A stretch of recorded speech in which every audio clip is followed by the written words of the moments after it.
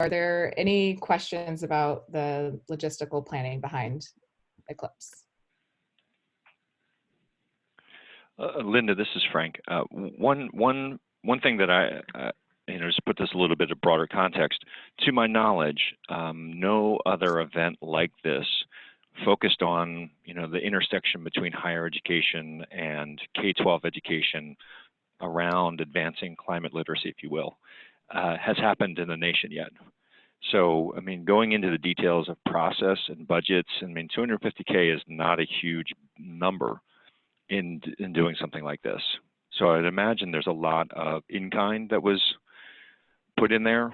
And so I think, given this is fresh, having just a little bit, what were all the other contributions? Because I could see what happened in California happening in Washington State with the climb time efforts that are there, or New York, or other states but convening the constituencies together like you did, I think, a little bit more like, what's it take to make this come off and come off well as it did is just, good for the others who want to replicate this in other places. To answer your question about other contributions, the in-kind contributions was certainly everyone's time spent on the project. I mean, we had a lot of people in very established positions, and being able to commit up to, I guess, like 20 hours a week to really sit and write a report at some time. So that's very important. And I think getting this group together, I sort of came on after it had started to form, but it was really, as Amy said, getting Ram and Marcelo on board to really head the project forward and bringing in all the key stakeholders. I think that is the main part. We really paid attention to that on the steering committee, and we really paid attention to that on the event itself. We did get some feedback that there were a couple groups that were not represented that should have been. So we're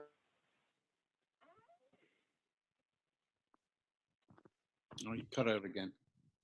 Some groups represented in the future include teachers unions and community colleges, counselors and administrators. But to circle back in conclusion, I definitely think it's having the right people there. Thank you. Amy, do you have anything to add to that? I think, just honestly, as someone who came in as this was going along, I mean, let's be clear, it was crazy. Like, if you were on a committee, it was wild. We're doing what, huh? And I think, and yet it worked, right? And there are enough people that are committed. This is a life and death issue, and it's important. And Ram's leadership was super important in pushing us forward by whatever means necessary to keep improving the number of voices and the push that we were going to be making collectively. Yes. So Linda and Amy, a question. First off, thank you for putting this very important event on, both for the country and for California. A question of, is there anything that had a list of who was invited to this, who to participate or to be there and to be on the committees? I certainly know professors in the UC system at Cal State and K-12 teachers who've been doing climate education in California for decades, and I want to make sure they know about this. That they know that this is happening now. And is there anything about who was invited, who was notified that this was happening? I can certainly provide a list of everyone who was invited and who attended. Is that would be helpful? Yes, it would. Where can I send that to? Is it, Amy, is there something? You and I work together. Let's talk about that. Yeah, I have it down. We can talk about that and what's the best way to share that information. I think to add to that, what's up on the screen here is a list of all of the people on the steering committees, and that's in the report itself and in the summary. And then totally felt that there were so many people that I know that are doing great work that weren't at the summit that should have been, and we didn't want people to feel left out. I think some of the people we were working with were surprised that there was so much going on. They really didn't know that K-12 had so many pockets of innovation in this work. And I think that for example, at first, I think that the co-chairs thought that the universities needed to create some curriculum from scratch. And I think learned pretty quickly that, that's not the case. There is, the clean network. There are, people that have been doing this for decades, actually. But, Jim, you also raise another important point, that this was really that intersection between higher education and K-12.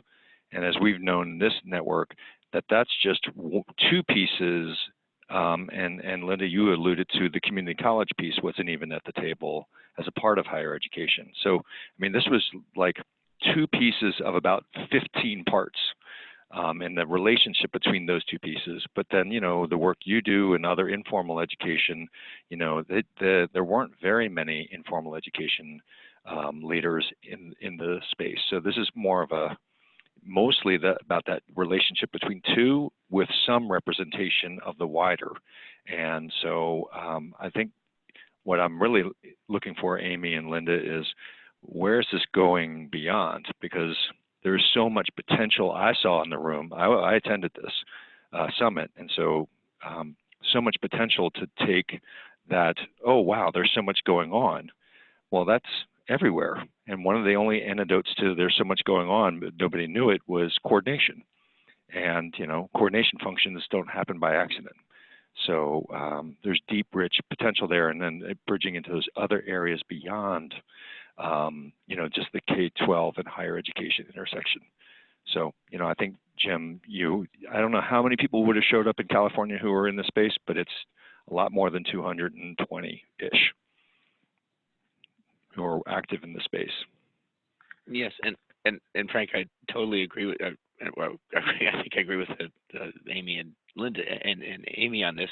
That this is where this is going to. Obviously, this wasn't a one-off, right? This is starting something, or this is taking where we are and going to a next step, and then going next step. And of course, the majority of people who are involved probably wouldn't be there. They would have representatives and know that it's going on because to bring us missions or their other task loads and so on. But so absolutely where it's going. This is a wonderful thing of bringing it together. There will always be shortcomings, and yet there's always the thing of how can we link people even more together. It's one of the things is because you have people been doing it for 20 years. Some have passed away. Some are retired, and yet it's learning from that history. There's learning from. We don't have to, every time we put something together, we have to start from scratch. A lot of the same issues that we're facing today were faced a while back. And as Frank has always brought up, we've made a lot of progress. We've come a lot of way, but we want to learn from our past too. I think one thing that I had to keep reminding myself and, in all of the conversations is, this was about what the public universities can do. So when it comes to working with non-formals, yes, but that's outside of the universities have a lot of their own resources that they're not necessarily putting to this in terms of institutes and centers and research labs and professional development systems that already exist. And so there was this, yes, there's connecting everything to everything, but this is about the universities getting their own resources aligned first, if that makes sense, and I think that's what, it was a tension that we had a lot. Like, are we making recommendations to the state about what the state should do? Well, the California Department of Education people that we had on board said, wait, the state's done a lot. We have our framework, we have our standards, we have a lot of things. So what's the university going to do? What's the university going to do? And that was a constant question. And they're like, yeah, okay, what are we going to do? And it might be useful to talk through some of the recommendations now, and so that we have time to discuss again at the end. Does that sound okay? To me. Can I ask a quick question about audience? And we don't need to stay in discussion too long. I'm just curious, with your goals and focus on inclusion, also coupled with what you just said about focus, I'm wondering if Indigenous groups were invited or involved. We did include some Indigenous leaders. We actually had a land acknowledgement open both days as well. But we had a big discussion actually in the fall about how to be inclusive and include Indigenous people by not only just inviting them to the event, but including them in the planning process. And we were already at a point where the train had left the building with a report and decided that we would include them more in the planning process after the summit. So actually implementing the work. But we did have them attend. But as for joining the steering committee, we realized after the fact that we could have been more inclusive there. Okay, thank you. I think one of the subcommittees was able to include some Indigenous scholars into their subcommittee as well. So if you guys know people that would be great on this work. So we're continuing to reach out to that group and to other groups as well. And for the future, some of the folks in the Ohlone tribe work closely with Cal State East Bay, K State University East Bay. So there are those connections can be made if desired. So. Great. Are they working in a certain department or institute or center, or how are they work? It's more that their connections. It would be not specifically on climate change, but easy to make it to that connection. But I mean, those are examples of and actually, if you then go to the junior college level, you have another connection because there's literally the Ohlone College. So anyway, it's another example of toward the future. When we pull together the people who've been working on this for a long time, we can certainly help make those connections quite a lot. So yeah, I can give you specific departments and so on, but as you said, we can do follow up on connections. Great. And I think that's exactly the reason why instead of the focus on organizations outside of universities, the universities have so many of these connections and groups within them that we're trying to get them to tap into and to bring into this work, you know? And to agree. Yeah. Well, agreeing with you also, Amy, like on the question of the universities, if we take the University of California, Berkeley, that also has its own science museum. There's Alan Gould who's been doing this for a long time, who did K12, so they have their curriculum. They work with us or volunteer organizations. So I mean, there are a lot of connections where the universities are connecting to all these different fields, and we're glad to catch up on that. I mean, it's not that the universities are just doing higher education. They've been pretty good about connecting to K12 on climate change for quite some time. Yeah, exactly. So that goes to the first slide here. A big part of our work in all of the committees and with the steering committee and the co-chairs was talking about what's already happened. So yeah, the Foundational California initiatives that I talked to you guys through a little bit was part of it, but it was also early versions of the report were just gigantic laundry lists of everything that was going on that everyone on the subcommittees could think of in terms of pre-service, in-service, and curriculum. And it was intense and I think overwhelming to start compiling this list of what was already happening. But I think it was enlightening for a lot of us on the committees too, and heartening to see that this was happening. Also, creating an infinite list of great stuff doesn't in itself lend itself to the sort of connectivity and cohesion and coordination, you know, the Frank, that you're always talking about. So I'm going to keep it brief. I mean, you can read the report. I know there are people that are just listening also.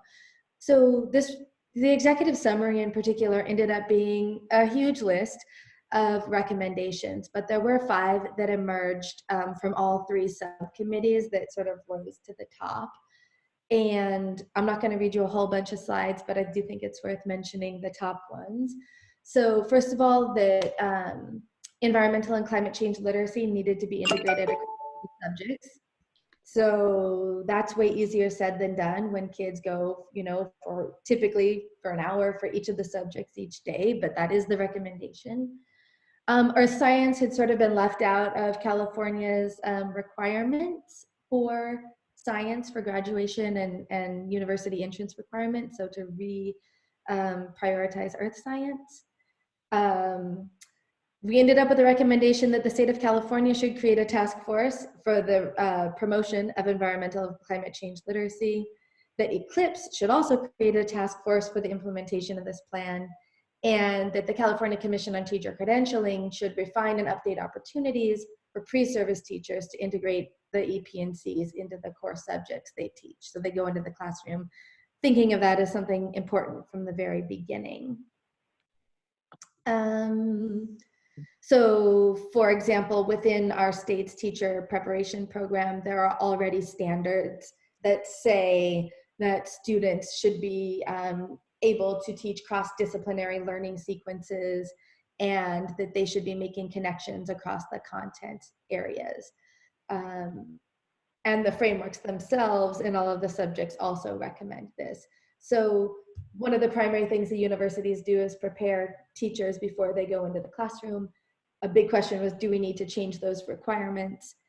When it's already there, it just needs to have maybe a greater focus or emphasis or be brought into practice. The pre-service committee, Amy? there 2 major recommendations were just to make sure that we're aligning whatever this work is through ECLPS with existing initiatives, and that we should make sure to use the technological tools that exist to our advantage. Amy? And a major, Sorry yes. to interrupt you. I just wanted to throw it out there. I see that we've got about 8 more minutes and you've got about 20 more slides, but we also have an informal discussion next session.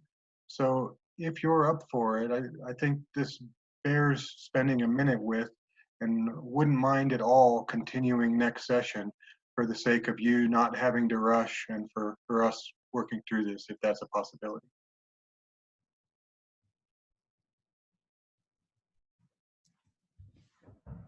I'm open. So does that mean you'd want me to maybe stop? No, not at all. I don't want you to feel rushed here at all. And next session, we can spend 10 minutes finishing up or half an hour or whatever's needed. So I just think it's really a topic and an event that bears thinking about and talking through. So take whatever time you'd like, and don't worry, we can continue next time if we need to. Okay. I think that's a good thought, and I was wondering how much you talked about, you know, the recommendation to use an interdisciplinary approach is not a new recommendation. And I wonder if you addressed why that's been so hard to make happen. And, you know, that's a thing we can talk about next week, which hopefully I'll be back in. Yeah. I mean, personally, that's my jam and my life's work. So like, I'm like, oh, don't even get me started. It's mine too. Right. And it's not necessarily something that can be addressed thoroughly through pre-service teacher training, because being able to really do that work is a matter of your site and your principal and what, you know, what the district or the network expects as well. For sure. So yeah, can we come back to, I'd say we sort of addressed it, but not thoroughly. Okay. You know, because that involves systems change. Mm-hmm. I would love to talk about that more. Yeah. But Amy, I think one thing that why we're kind of stammering here for a little while is because it's so bloody important. And it is one of the structural challenges that led to this problem. And it's one of the structural challenges that if we address effectively will lead us out of this challenge. And, you know, I'm not just talking about climate change. I mean, there's so many system failures that we live with every day that if we can't work on these in a more holistic or transdisciplinary way, you know, we're not going to, the solutions are going to be potentially just as bad as the problems they're solving. Wow, that's nice prelude there. Yeah, it's a really important point. Yeah, I think this is where, I mean, I see a lot of interdepartmental centers at some of these universities, but it's something that, I mean, the universities are generally at least as if not more siloed than K-12 in a lot of cases. So in my mind, what we're trying to say with some of this is that the universities need to actually get people from the different departments or disciplines together with the teachers. And it's almost like working with the K-12 teachers would be an excuse for them to actually be in the same room together when they haven't been before. But I agree it's a big ask, and maybe this group can help us shape, you know, what that looks like for the task force coming up, because I don't know, however many years like this sounds like all the rage, and does it really happen? Yeah. Well, I think it's also, I mean, agreeing with people's points is the importance of it, and that it's hard because it's important, and vice versa.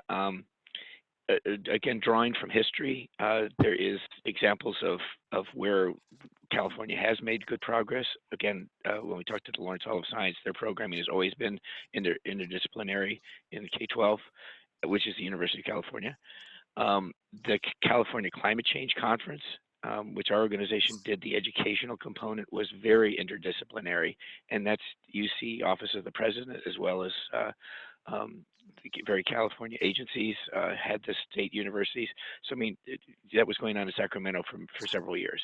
So California does have a history. We don't want to lose that. That conference no longer takes place, so it's easy just to have it disappear from any of our experience. But an awful lot happened, and a lot of the players are still about, and they're very much for.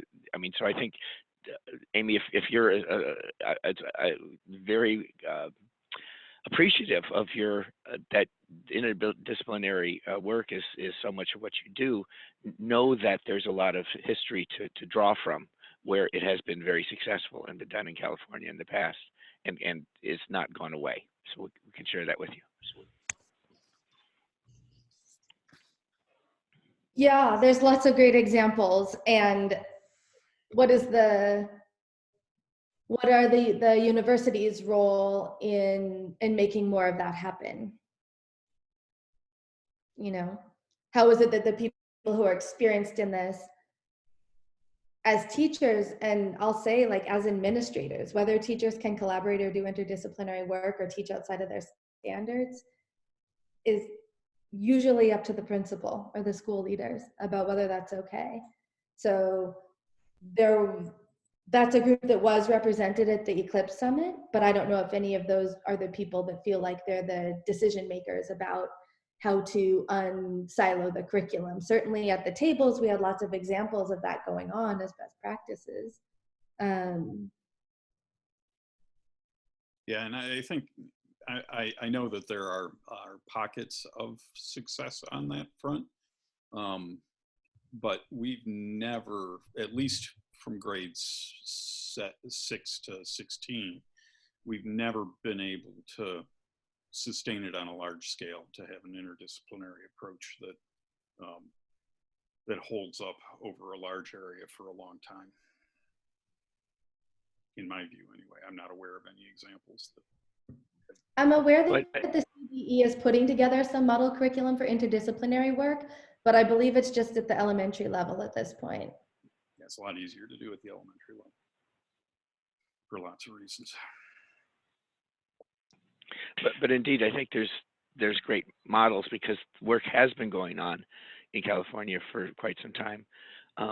It was part of a science STEAM event at Sunset Elementary in San Francisco last week, and that was extremely interdisciplinary, where we brought the climate change.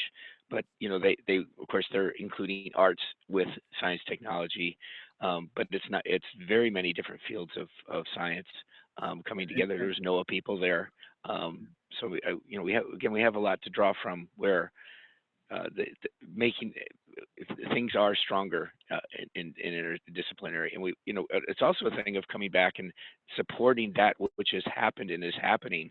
That is what we want, and not, if we start from scratch and ignore that which is already happening, then essentially we're kind of supplanting that, right? We're almost not supporting that work and saying, let's do it another way and forget the other stuff, when the other stuff is struggling because it doesn't have a lot of financial or backing or recognition, but it's happening.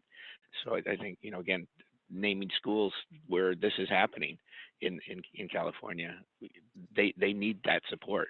So. Yeah, and again, I'm thinking more of at the secondary level. So we can learn from the elementary level, but I think it's agreed. High school and middle school in Oakland, that's the same thing. That it happens, but it doesn't get a lot of large institutional support for interdisciplinary work in the middle and high school. And it is 2:01 Eastern time, so I think we can take a couple more questions and go beyond 2 o'clock for those that can, but for those that need to sign off, it is about that time. Thank you guys. And my email's on the first slide. I can put it in the chat box also, but yeah, I opened up 2 interdisciplinary project-based environmentally focused middle schools in Los Angeles. So I know that it can be done, but we also had 13 days of professional development for teachers built into that to make it happen. And I think that's the huge missing piece. And that's what the universities do, is the professional development. How do we get it big enough to do this work deep enough, So Amy, just to check, the recommendation Patrick made about you coming back next Tuesday, or a Tuesday soon, is that something that you and anyone else you think is important to bring in that? Maybe Linda, is that something that you're willing to do? Because there's a lot. When you went forward in the slides and then you came back, that was a very nice tease. I was like, woo, and then you came back. So are you willing to do that? Yeah, yes, of course, if it's valuable for you guys. And I'm not trying to take over your meetings or anything here, but I'm getting a lot out of this as well for myself to think through this. Well, the reason why is, right, because the stuff you're grappling with in California is the same stuff that others have been grappling around the country and other places, right? And so I think, as we try and be as most strategic and purposeful in these conversations about how we move together while differentiating where it makes sense. I think that's really the point of the Clean Network and some of the initiatives we're trying to move forward in the near term. So, I mean, it's totally germane because it's not just about California in this context. This is an example, an instance, but it's broader and more applicable beyond California as well.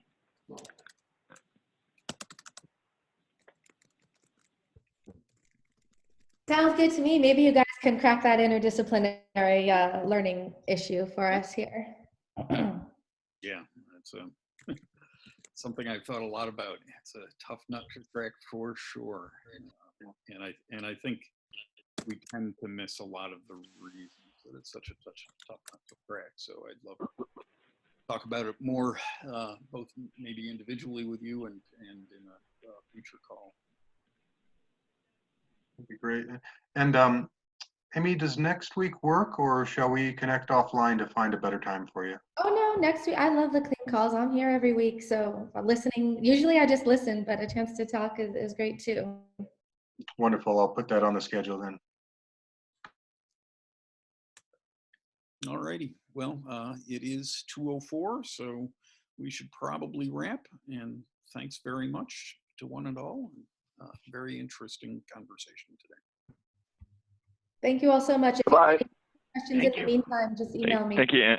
Thank you. Thank you, Linda. Thank you, Amy. Thank you. Thank you. Bye-bye. Thanks, everyone.